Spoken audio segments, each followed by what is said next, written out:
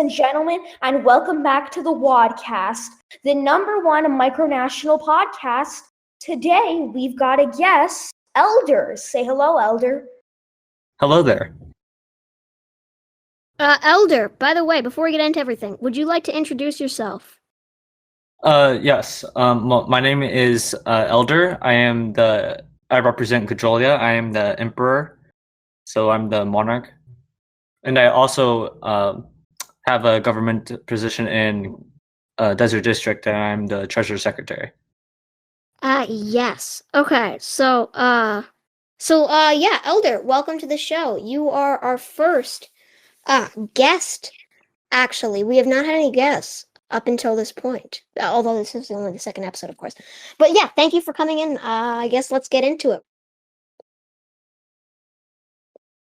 Yeah, of course. Let's get right into it. Now, generally, when we've got a guest on the show, they give us just a little brief history of how they got into the hobby of micronationalism. You mind doing that, Elder? Yeah, sure. So when I first started actually getting into micronations, when actually my friend James actually introduced me to it.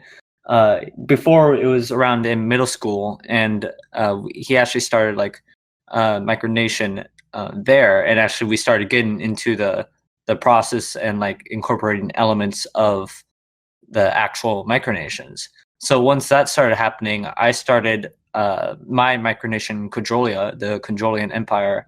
I started that around June 2020, so it's still around about less than a year old, but that's so when I started it, and I actually first joined Desert District first, and then after learning about how micronations work and getting actually active in them, I then started my own, and it went off from there. Right. That's great. On the topic of Kodrolia, let's talk about that first of all. So I have to say that first, definitely in its beginning, right now it went through some major reforms, which we've done recently to advance it. But in the beginning of Kodrolia, I based it off both the historical Greek and Roman Empire, and added in a bit uniqueness to it, as in to like look out for the faults in the system. And it just went through a lot of reforms, which my government officials and I went through, and right now it's just very stable. So it went through a lot of tough times, but we were able to reform the mistakes to make it to have a stronger foundation. So, what reforms do you think were the most effective for Kodrolia? Could you just describe them and tell us why you think they worked? Yeah, for sure.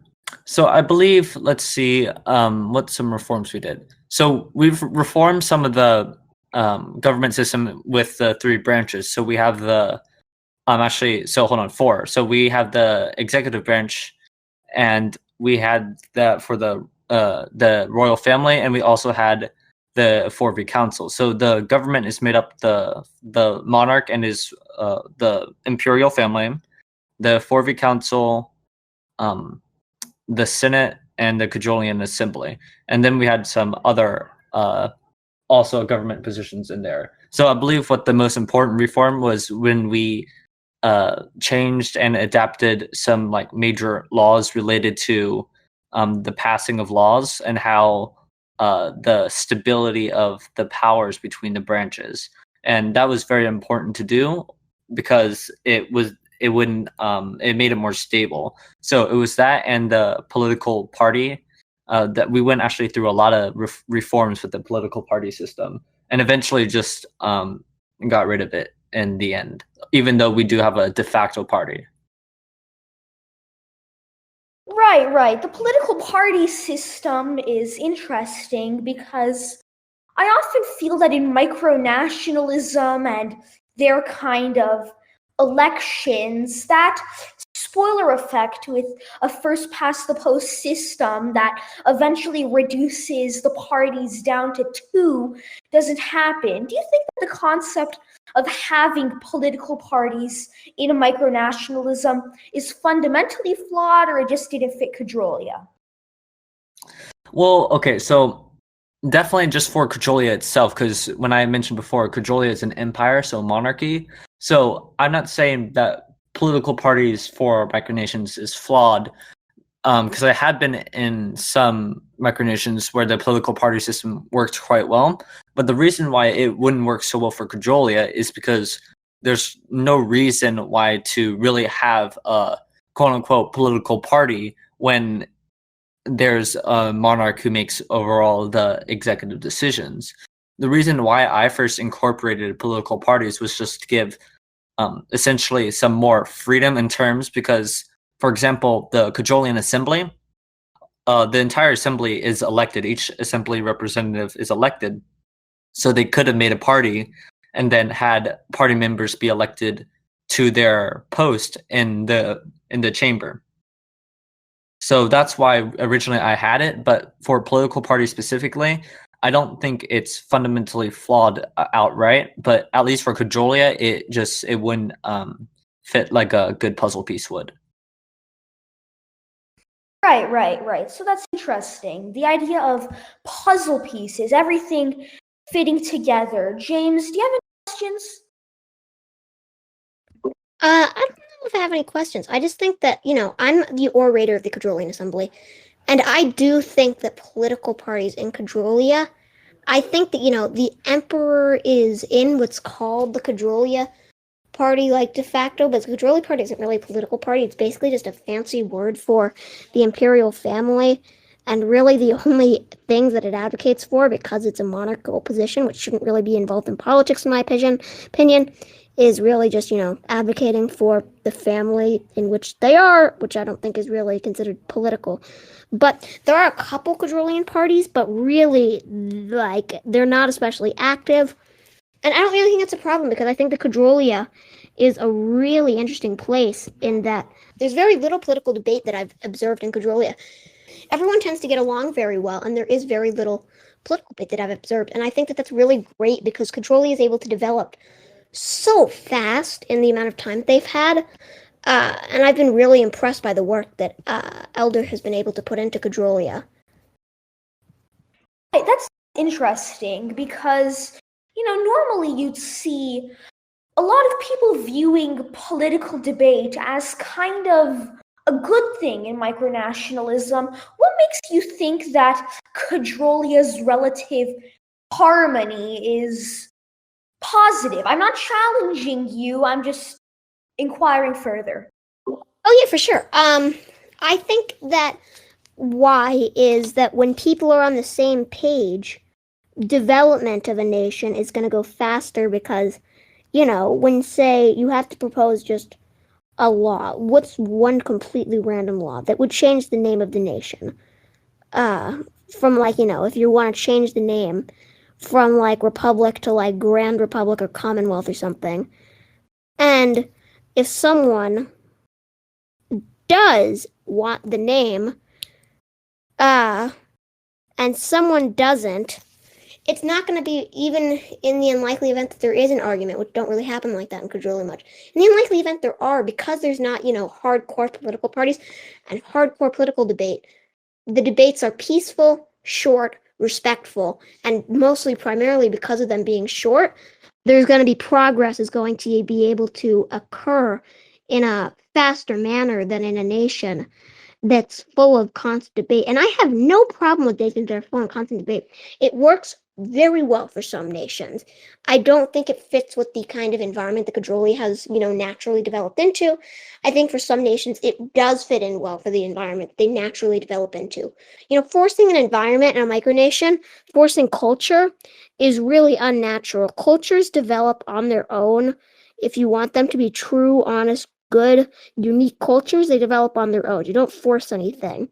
And Kodrolia has truly developed on its own, although it started with some influence from Greek and Roman Roman empires, and has taken some of their features and it's affected their culture.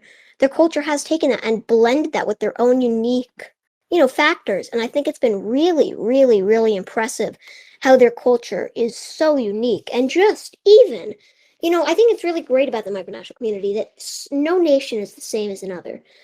I literally enter a micronational Discord server, and just the vibe is completely different than another server because of how unique micronational cultures really are and can potentially be. Right. That's interesting. Let's follow that discussion of culture a bit, and let's broaden it a bit. Do you think that there's any special sauce to a micronation developing a culture besides just giving it time and being active there?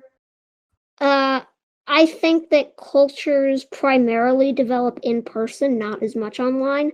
And though they can develop online, and additionally, in person cultures can rub off online, which I think has happened in multiple micronations, and I think has actually been very good, very nice to see.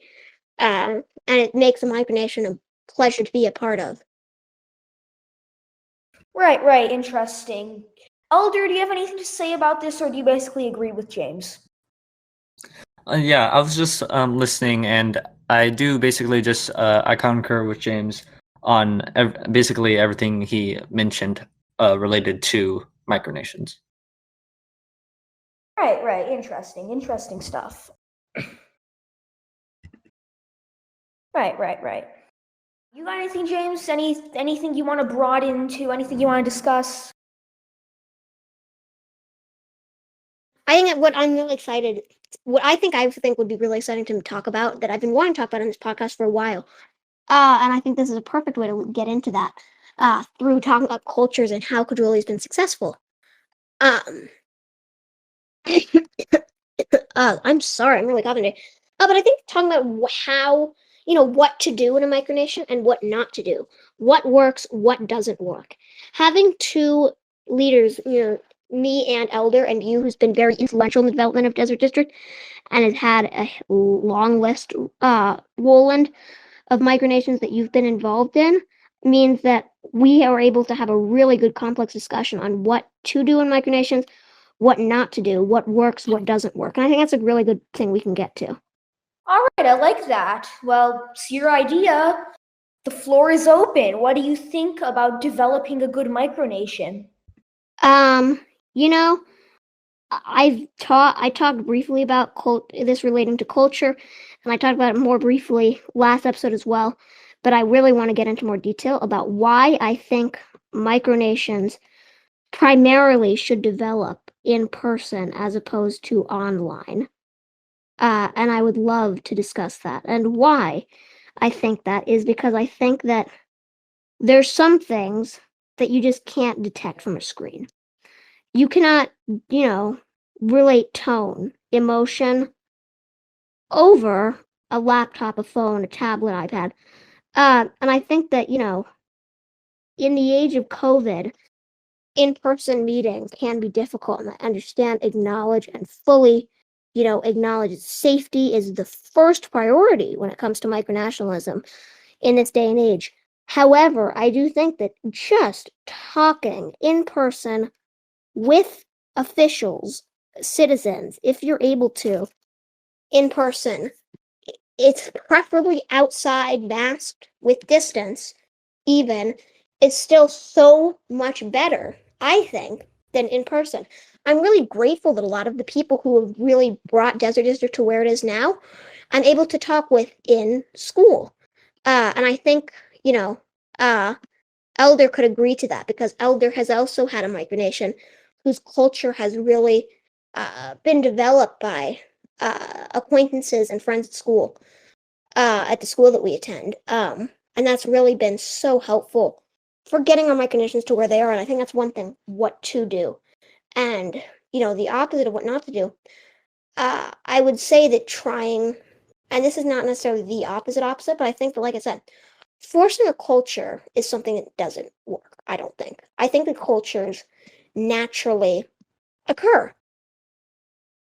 So here's the thing. I to say that I disagree with that because I feel a lot of what makes micronationalism special, especially in this sector, the microwiki sector, is how it's conducted over the internet, an online interaction for the nation that you're founding. And I feel like anything that you can do to develop your micronation should ideally be done online in that vein because of the larger community open to you. I do see your point. But I do see your point and think that I am very grateful that in this community we're able to communicate so effortlessly with Discord, especially, which has been popularized in the microwave community just over the last few years. And I do express my gratitude that we're able to communicate so effortlessly, compared to just years past.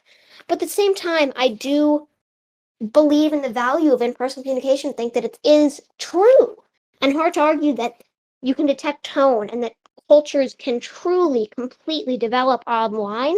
It's not fault. I think that's difficult to argue that can occur. I think that cultures can 100% be complemented by online, and that in-person cultures can, as I said, I think I use the word rub off on online. I think that is true, but I do think that the micro wiki community has gained a lot of members over this year, primarily because people have been stuck in their homes due to the COVID-19 pandemic, which means that communication is, of course, going to be primarily online. But I do think that Here's the thing. Cultures can develop online. They have developed online. I agree. The reason that so many websites have these tight-knit communities or cultures you could instantly compare them to is that most of them developed a good chunk, if not fully, online. I agree, and I do think that it's 100% possible. I still stand by that it's going to be superior, more effective, and to get to the same result, much more easy in person as opposed to online. I do think that something very valuable in micronationalism is something like this, a Discord voice chat, which is what we're using to film this show right now, which is why I think it's so much better than just talking using text, because I think that, you are able to do display tone through, a microphone like this, and I think that more micronations could be able to utilize voice chatting as a method of communication. Well, that's another side of the coin. So you're saying that a voice chat can be a supplement to what you view as developing a culture in person. I wouldn't say it's a full supplement, but I would say it gets much closer than in person. Yeah. Right. That checks out, but I still feel that if you put 100 people on a board, on a website, no voice chats, just the text, and you had them typing at it, interacting like monkeys on typewriters for insert as many years, you would develop a culture that could rival that developed in person. I agree with that. I just don't think that it's as simple and effortless as online. I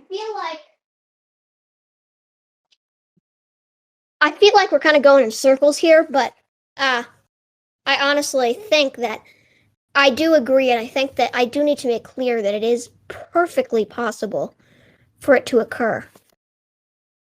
Let's go back to talking about Kodrolia. How's that? Elder, are you still there? Yes, I am. Hi, Elder. You want to go back to Kodrolia? Let's go back to Kodrolia. Okay. Cool. So talk to us. Tell us what you've been burning to say all this while. Well, to say just in general for Kodrolia, like I mentioned, how it went through like how I said, a lot of tough times. So what I meant by that is I'm not sure how like other experiences with micronations when they first started, gathering their foundation and actually becoming something, it actually went through around the first or second month of Kodrolia, we started experiencing a lot of what you would call, it's not actual like micronational war, because they just raid your server, but we've gotten to into some cases conflicts where hostile like enemies tried to take over or tried to just disrupt our servers, trying to disrupt our system, but we were able to fend that off, and we were able to get anti-raiding bots, and just we from that experience we really developed quite a unique and skilled intelligence, and that's what's keeping us stable. What is your view on micronational wars in general, like online, offline? What do you think about them? That is a very good question, actually. Since we talked about a micronational war last episode, I've been ruminating on it a lot, and I've realized that it's ultimately futile, because micronationalists would claim land, so by nature, their Discord server is just like an agency, a front to present. Declaring a micronational war, raiding a server, going, yay, I win. Well, if you really want your nation to be taken seriously, that's just akin to going on the FBI website and writing an offensive message. I completely agree. I think a big flaw with what's often referred to as micronational war is that it often takes place entirely, if not majority, online. I think that there is no chance that you can have an in-person micronation with real territory, and I think it's impossible through fully online for its territory and its sovereignty to be threatened. How possibly can someone raiding a Discord server, typing at everyone 10 times, how in the heck is that supposed to compromise the fact that a piece of land has sovereignty? I don't get it. Alrighty, because that's the point, because every micronational war, by definition, is a war of attrition. You're just throwing useless stuff at them until they decide they're tired of this and they get out. The only exception to this is the few in-person micronational wars which have occurred. There's the Des Plaines Valley War, and even though that is completely, if not, I think a couple nations provided like diplomatic support. No, even in-person wars, because unless you're going out with your grandfather's hunting rifle and you're shooting people for being in a different micronation, there's no way you can threaten anything. Well, what are you gonna do? Throw Nerf darts at them? Nothing. I think that there are things where like someone who has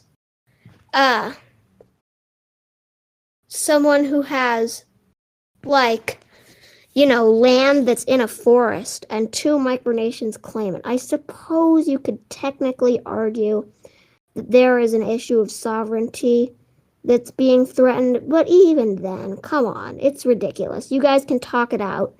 You're not 5-year-olds, I would hope, if you're in this community. And I think you can talk it out and just, talk it out if you really need. Take a piece of land, divide it in two, have a fun border, and then bam, you could go from a war to diplomacy. It would be great. So I think that in general, no, it's not over actual threat to sovereignty. I don't think that national wars that are in person are inherently bad. What do you think, Elder? Well, I think since I did present the question, what I think is that also I learned more from other micronationalists and etc. and from my own experiences with it. I'd say that it's, in the end, there's nothing that really comes from it, because even though it is our means to communication and where all or most of our activity comes from our micronations, it's just that it's raiding or just considering quote unquote like invading or attacking a micronational server isn't really doing anything at all, because, well, sure, it is messing up with their communications and they could probably just eventually make a new server, but it's not really harming their territory, because we have, like, each micronation has claims to their own territory, and even though it might be like a physical, even if it's a physical warfare, it's not like they're actually killing anybody. I mean, I haven't met a micronational nation yet where they're so serious about micronational warfare they use actual guns. I mean, in the end, it doesn't do anything but just end up hurting both parties. Yeah, I see that. And don't interpret me criticizing micronational war as just me being a prude and saying you can't have fun, you can't have war, because no, it's not like that at all. On paper, I should love the idea of micronational war. I find a simulated war to be absolutely fascinating, but the fact of the matter is, it just fundamentally clashes with micronationalism, because the moment you create a nation, it's so serious, I'm going to take this piece of land and claim it. You're going off and starting a war. It's silly, and it clashes with that. Agreed. Agree. Not really much more to say. All right. So let's shift that topic a bit, because, well, war isn't looked very well upon. Diplomacy certainly is. How do you think that micronational diplomacy can be conducted? I really think that micronational diplomacy is a really nice way of improving your position in this community. You see, case in point, funnily enough, Kodrolia is, I would say without a doubt, Desert District's biggest ally. And I would say that mostly because our borders are so close. As such, we've been able to establish diplomacy. We've been able to establish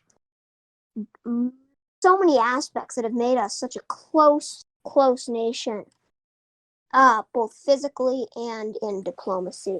And, I think the diplomacy, Desert District has a relatively strict diplomacy policy. We've made several exceptions. However, in general, we tend to only even sign, not just alliance, but micronational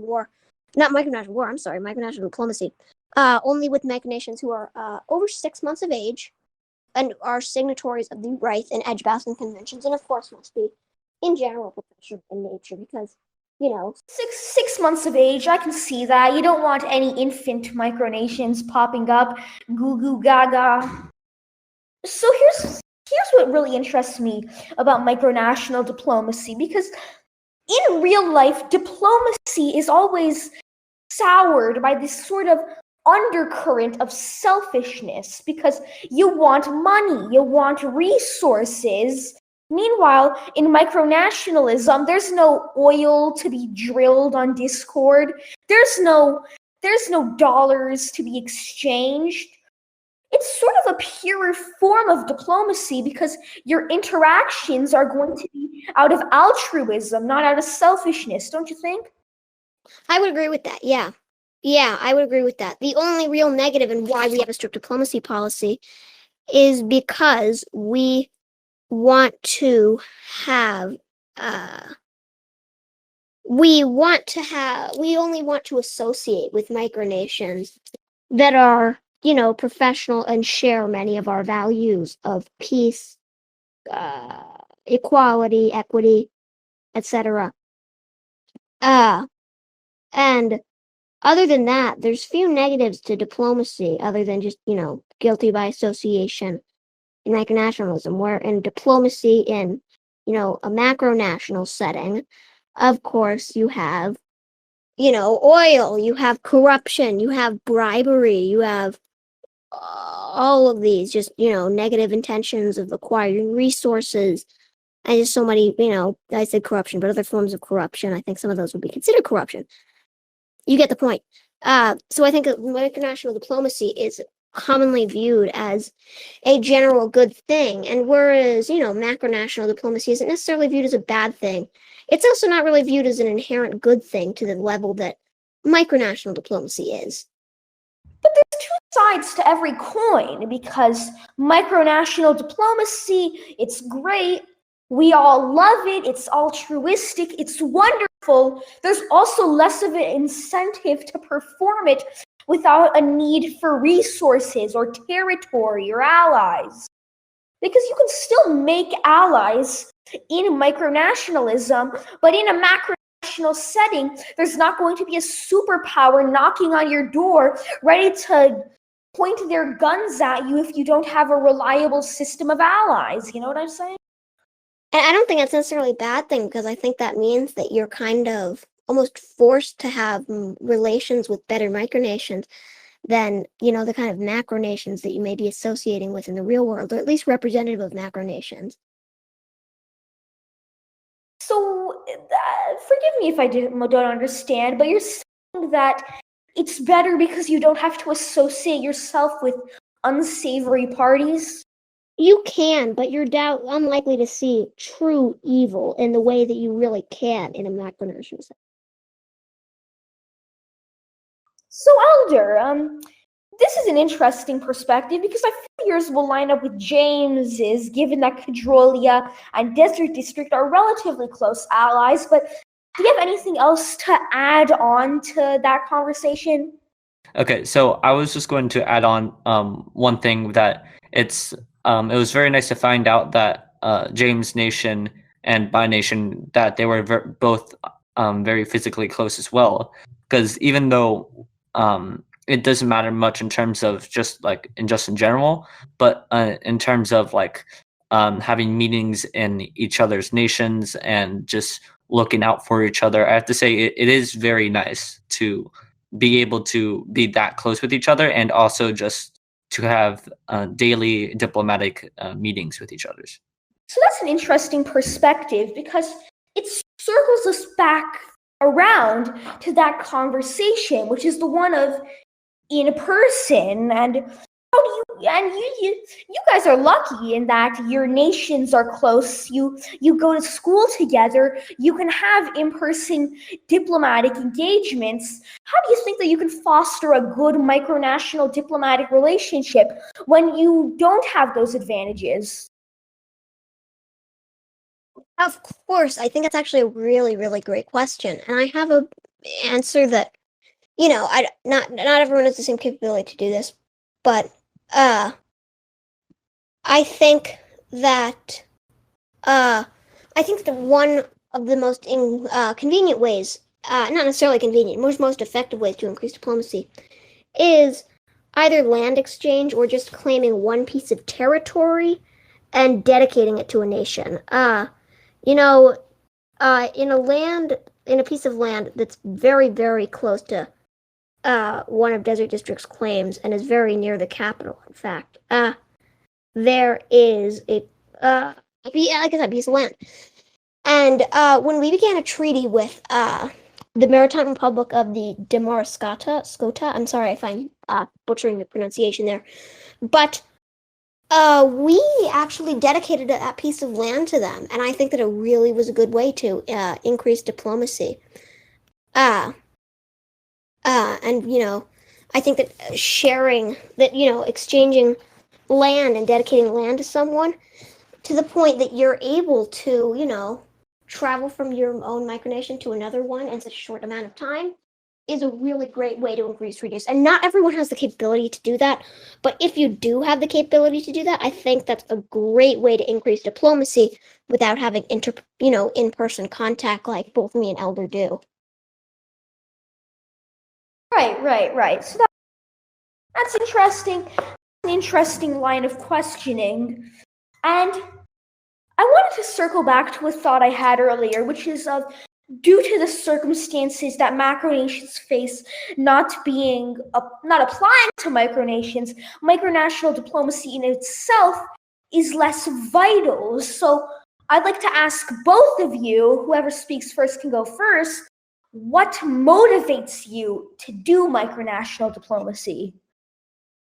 You know, having friendship with other micronations is really great because what it means is that you're able to exchange culture, and you're not even just able to do that. You're able to exchange culture. You're able to exchange culture, online. Because I know it sounded almost like I was saying that it's impossible to share a culture online, but that is not my intention, as you might have interpreted it. Just to be clear, because I do think that exchanging culture through diplomacy can occur effectively online, and I think that's one of the major benefits of diplomacy. And speaking with micronations who have lessons that you might not have learned at one point can give you lessons that will improve your nation, and in exchange you can offer them lessons that they might need to learn to benefit their nation. And I think that diplomacy is a great method of exchanging, lessons and tips like that. All right, Elder, you're up to bat. What do you think? Do you agree? Do you disagree? So I have to say, I do agree with James, but also just in general, I believe what I guess you could say motivates me to do micronational diplomacy is also just getting the experience of just communicating with other micronational leaders who have like different cultures, different ways of doing things, and just being able to like accept their culture, they accept your culture, and you just are able to create really good bonds that can hopefully help you diplomatically in the future. So it's more like of an investment of time of forming those bonds, which basically motivates me to do micronational diplomacy and learn more. I have to say, I mean, those bonds are of course different in terms of how you experience them, because usually with well, of course we know with micronationalism, usually with other micronations you you can physically go there, but it's not as easy to access them as like other places that you mentioned. So it's definitely a lot harder to experience the culture, but when you go into like a micronation server, you can get the feel for the aesthetic basically. So that's what basically I meant. Very interesting stuff.